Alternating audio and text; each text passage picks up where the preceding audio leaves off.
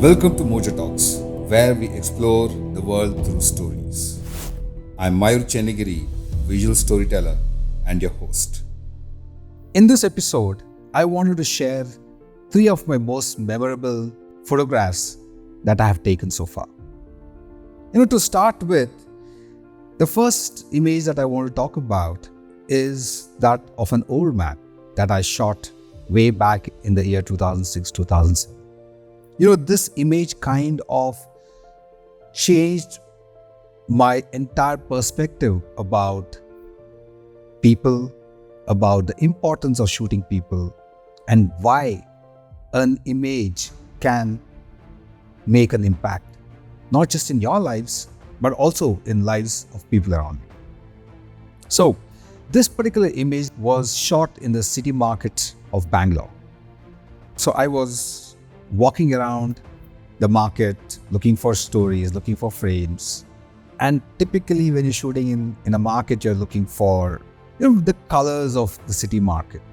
And while I was looking for this, in the process of doing that, there was this old ambassador, a car which was parked. The frame was just perfect, and this, by the way, this was during the time when I was shooting film and I was shooting black and white. The ambassador was, yellow and black, and in the contrasting colors of black and white, the way I had visualized, it was just perfect. And just as when I'm about to take the picture, this old man pops out. He was sleeping inside the car and he just puts his head out. And in that moment, which was not planned, was this frame of this smiling old man. And he gives one of the most lovely smiles that you can imagine. And as I said, right, this was in the film era. So we had to wait for the film to develop before we could actually see what we captured. So after waiting for a couple of days, finally I get the prints. And there is this perfect frame of this man right in the middle of the window.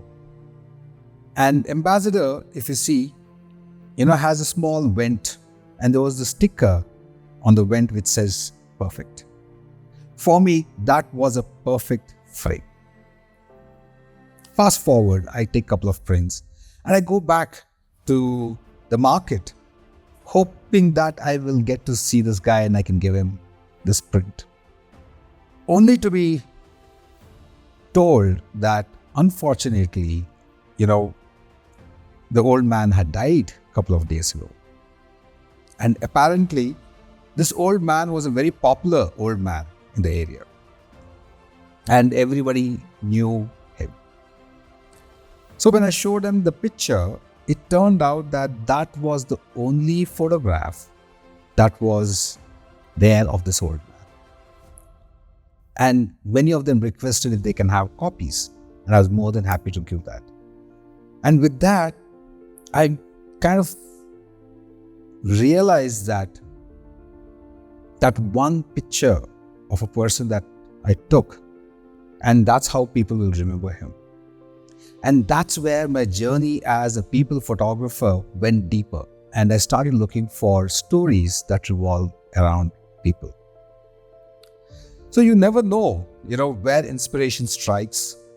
As a photographer, when you're starting off, you're trying every kind of genre. And there'll be that one moment, it could be you're out there in the nature and something happens and you connect with that genre. It could be wildlife, it could be nature, it could be people, it could be products, it could be anything. So when you're starting off, you got to experiment with as many genres as possible before you find your inspiration. Don't be in a hurry to do that. Let that moment, let the genre come to you rather than you going and looking for it.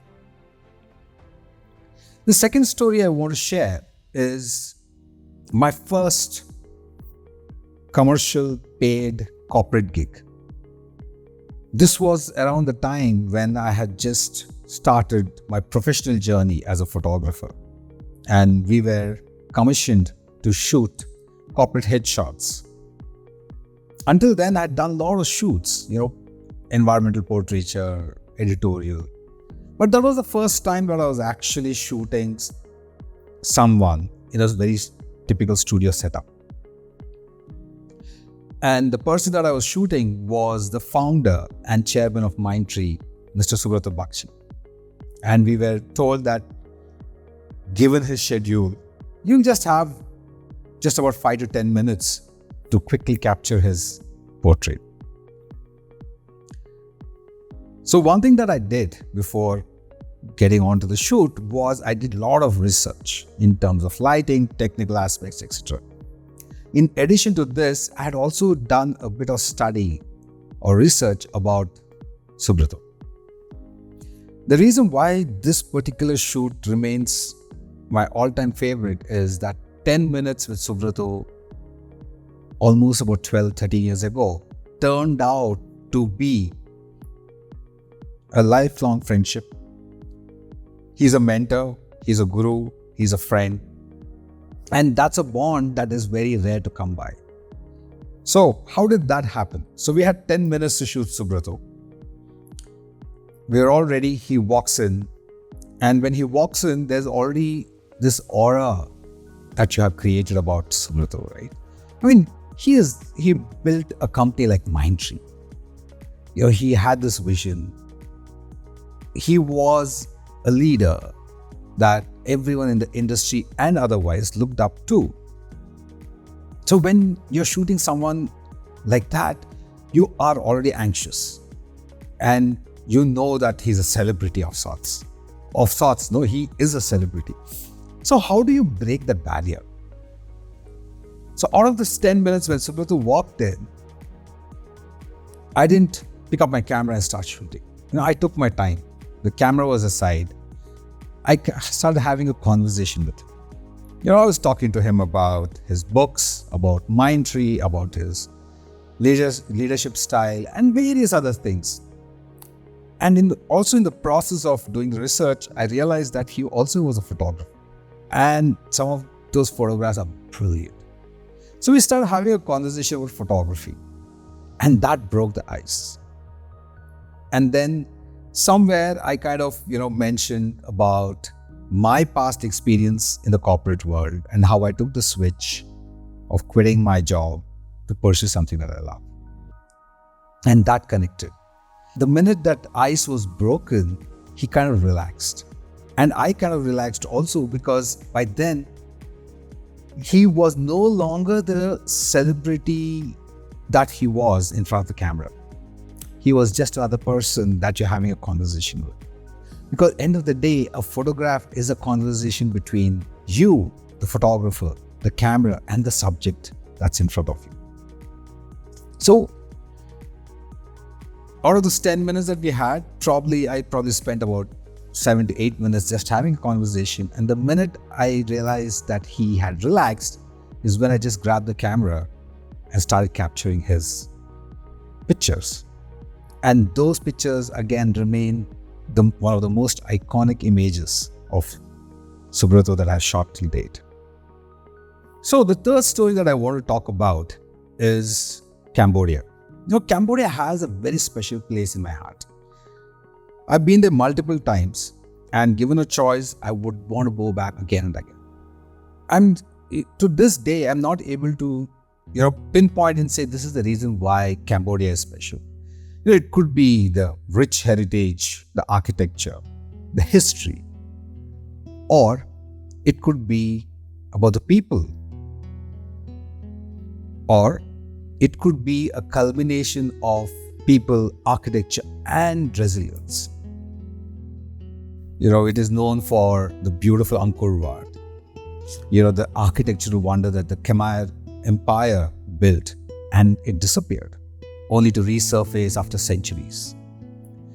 But Cambodia is also known for the history of turmoil that the people of Cambodia suffered during the Pol Pot regime. And in spite of all this, in spite of the horrors that the people have seen and gone through, when you interact with them, there is a sense of peace. Why is that? Or how can someone who's seen death and torture and has suffered still remain so calm? Yes, there is internal turmoil, but then yet the people are so amazingly beautiful and peaceful and loving. I guess it's a culmination of all this that makes Cambodia so interesting.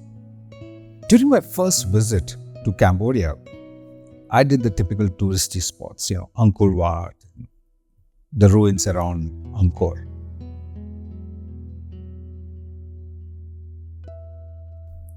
But then I also visited Phnom Penh, which is the capital of Cambodia. That was probably the epicenter of torture. And the minute you enter Phnom Penh, you can actually feel that negative energy. You can feel that in the air. I don't think I'll ever go back to Phnom Penh. I don't want. Because when I visited those schools that were converted into interrogation cells or torture cells, when you visit them, it's not a very pleasant feeling. There are mass graves which were excavated and found years later.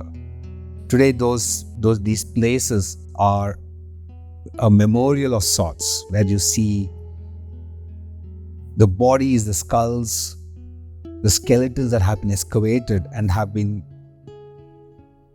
put on display so that people see and realize the torture that Pol Pot put the entire country.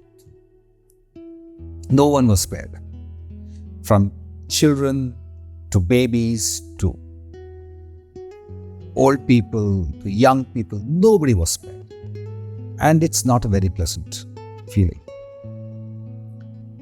But then, given this history, and when I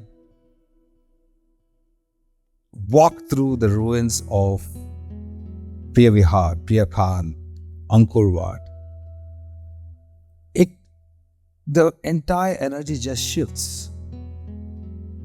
And why is that? I think it's got to do with the fact, the way the entire entire thing was designed. And when you travel, when you go there, when you go to Angkor, everyone is mesmerized with the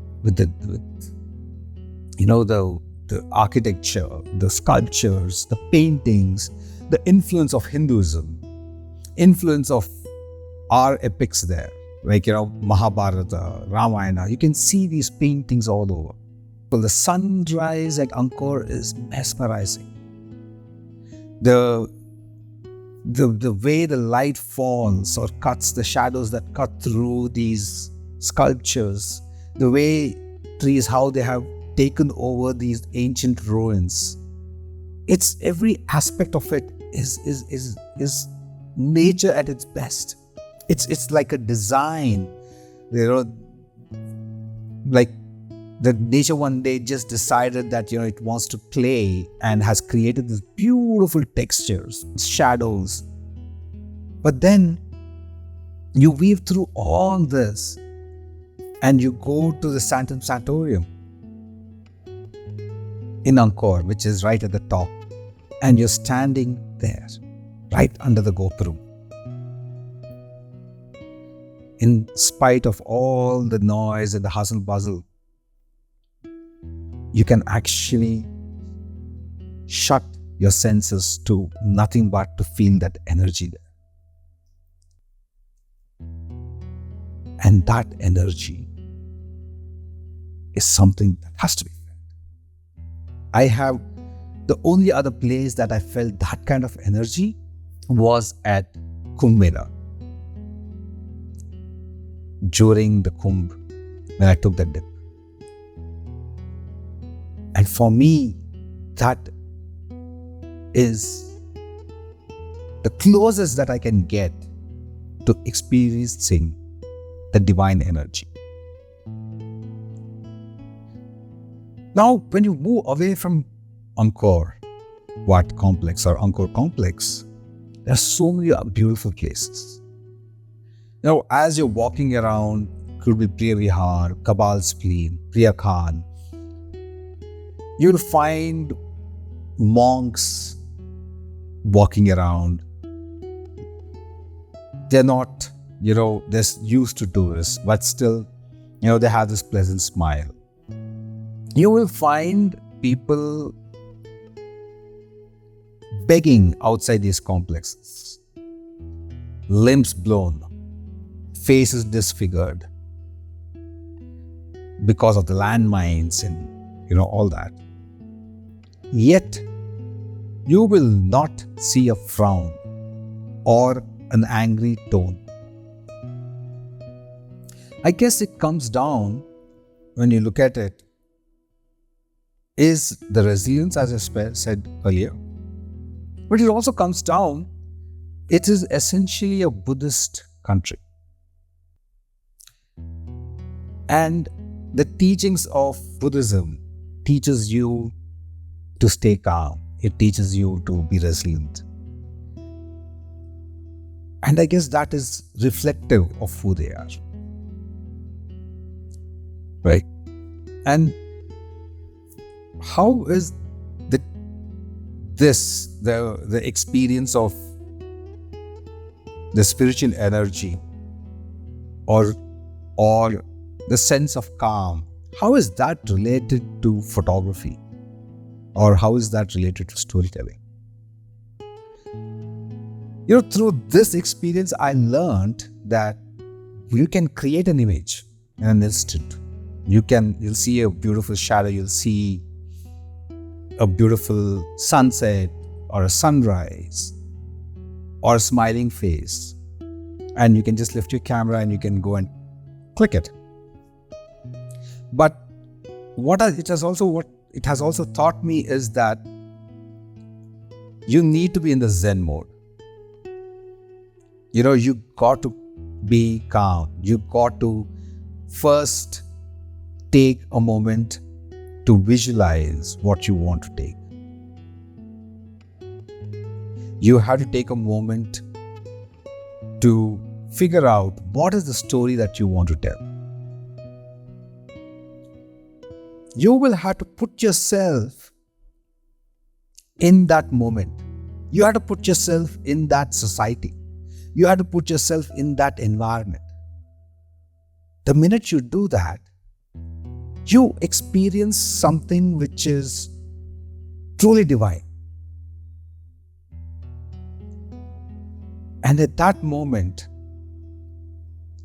when you take a step back and you capture that, that is when a moment is created. That is when an image is created. That is when a photograph is created that will withstand the testament of time.